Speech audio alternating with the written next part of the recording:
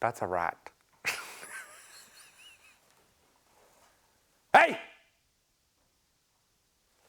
Or something, maybe on top of the roof. Anywho, we are here back at Power Mods. Just got back from Heydays, an awesome event. If I didn't get to meet one of you or two of you or a few of you, I'm really sorry. We got kind of busy at the Terracross event, which we did very well at. Second place finish, you gotta love that.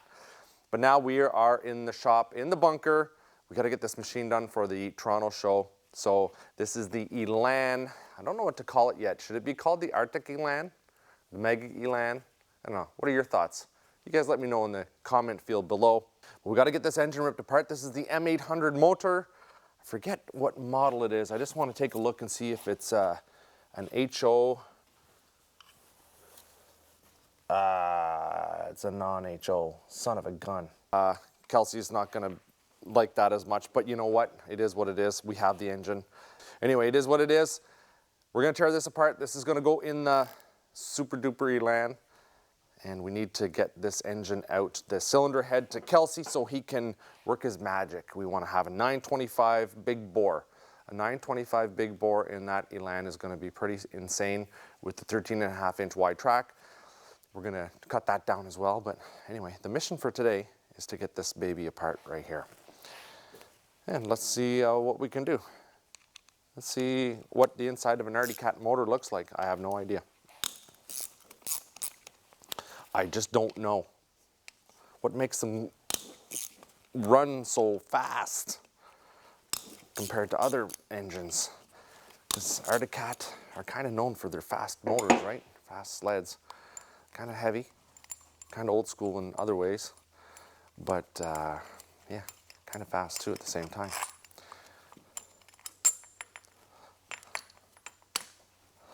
I know that our Elan is going to be a beast with it. Now everything's going to go into a bin so I don't lose anything. Before I take off everything, oh look at that, the Y pipe is cracked. I guess like most sleds, right? And my ratchet, power ratchet of course, is like usual, is up at my property. I'll get this sucker out of here. My Y pipe. Put everything in the box, boys. While I'm here, I'm gonna take a look at the reeds real quick. I'm gonna replace them anyway. Don't know what year this is out of. I think it's out of an 09. That might explain why it's a non-HO. I mean, it is what it is. We don't have to have the, you know, if it's only 200 horsepower instead of 225, we're still doing all right, right? I'll talk to Kelsey, see what he says about the power end of things. That's a dirty motor though. I'm gonna have to clean that up. You know what I'm gonna do? I'm gonna blow that with some compressed air right now. Plug those up. Figured I'd blow it your way. Safety squint.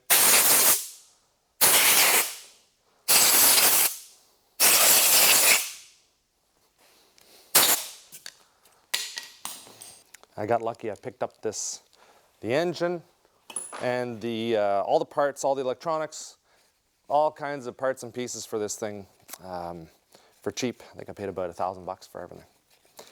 So that's good. With the clutch on it, you know, pretty happy. Pretty happy. And I'll talk to Greg at Jaws. Sometimes you never know what kind of benefits you're going to get out of putting aftermarket parts on. Sometimes the manufacturer has done all their homework and everything is done that is needed to be done. Oh, you know what? I'm going to just do that. I'll just put that back in loose, keep everything all together.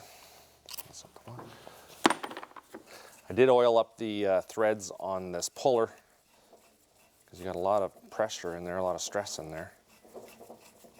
And you want to be able to slip through the threads. Sometimes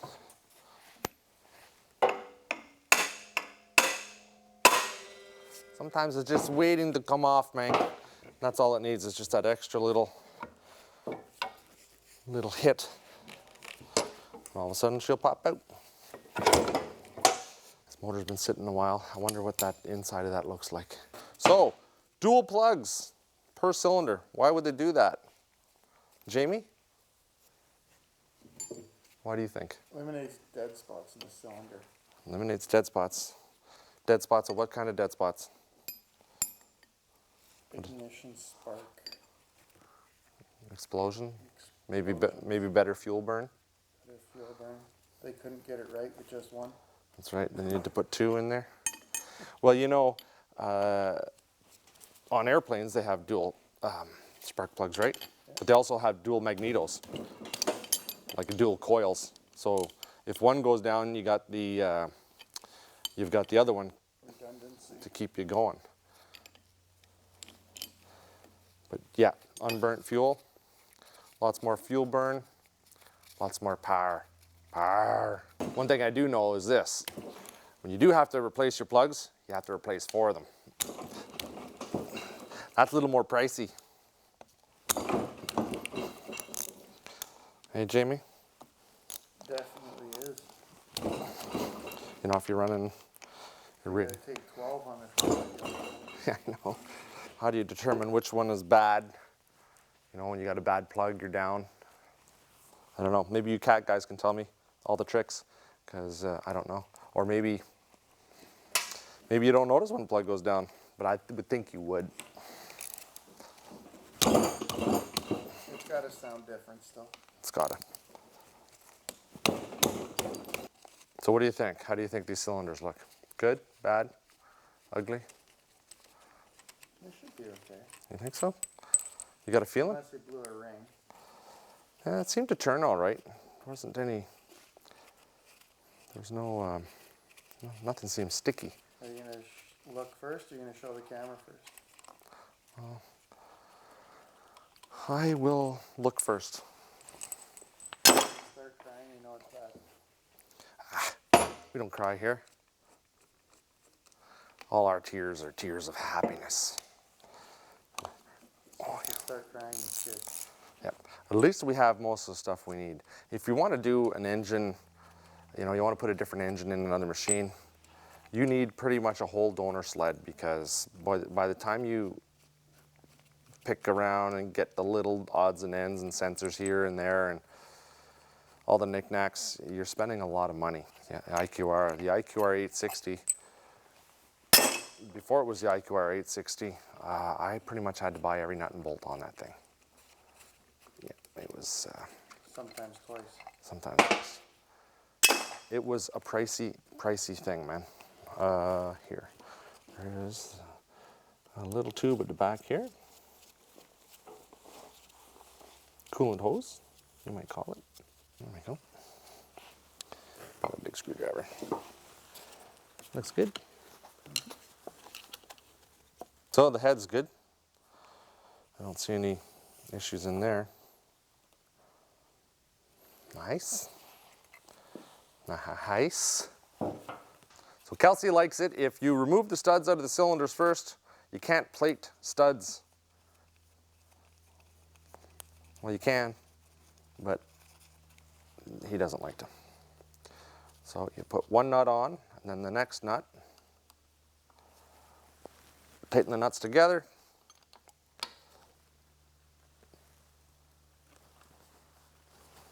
Tighten them tighter.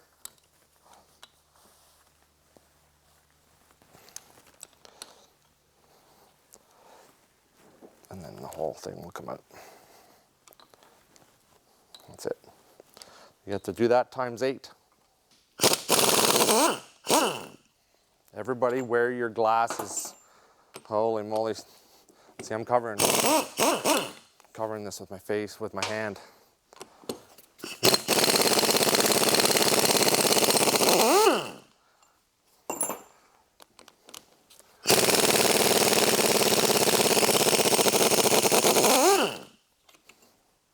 All mine are up at the camp. The kids use them.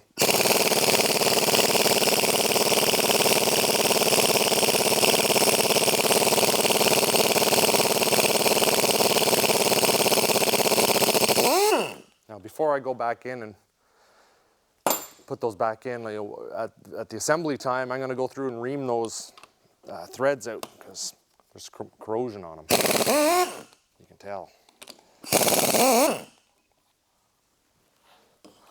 You know what? Everything looks good with those cylinders, man. They look very good, actually. Sometimes the base gasket just gets a little stiff.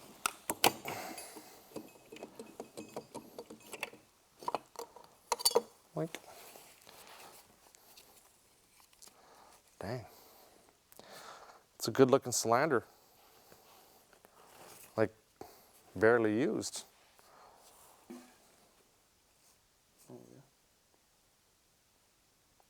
Lots of cross hatching in there. Looks good to me. Come on, you.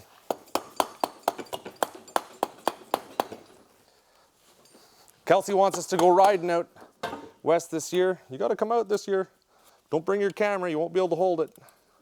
It's a different kind of ride than what you're used to. I think we might just do that. Kelsey said that the 98B4 is the HO.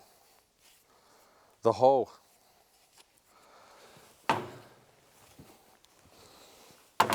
Now I'm going to talk to him and I'm going to see what he says. How do these pistons look? Just out of my curiosity.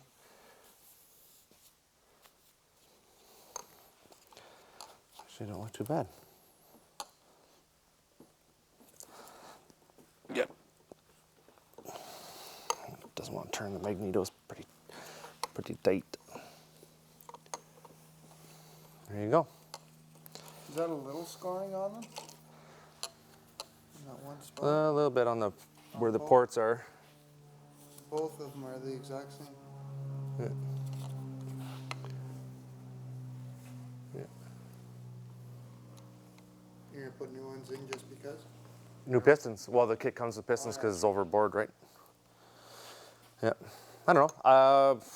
I've never torn one of these apart. I don't know if that's indicative of a cat with 4,000 miles on it, or 8,000, or 1,000. I have no idea, or if just running a little lean for some reason. I mean, it's throttle body, right? So it's not carbed. Well, I'll talk to the guys at RK Tech or Kelsey, see if there's anything else I should do to this baby while it's here. I think I asked him before if I need to go in and get the crank out of it to check it out. He said, don't worry about it. They're pretty freaking bulletproof. So if that's the case, that's great. I'll just put all these. 1, 2, 3, 4, 1, 2, 3, 4. You saw it, 4 cylinder bolts in there. You saw me put them in there, because usually when I go to put everything back together, there's something missing. So that's it, everybody. That's the teardown of the M800 Arctic Cat engine. Well, I mean, the cylinders are removed. We're going to send them out to RK Tech. Kelsey's going to work his magic on them, and we're going to see what kind of power we can get out of them when we put this in the monster Elan. Now, stay tuned, lots more videos coming up. We're going to trim down that beautiful Camoplast 174 by 3.2 lug track down to 13.5 inches so we can put it in the tunnel. We're going to fit it up into that little Arctic Cat chassis we have, and more is going to rock and roll from there. Got to make this thing happen. It has to be done for the Toronto show so everybody can come and check it out. That's the goal. So we can rock and roll with it this year too. I'm cleaning everything up. Everything's going to be done this year. Guaranteed.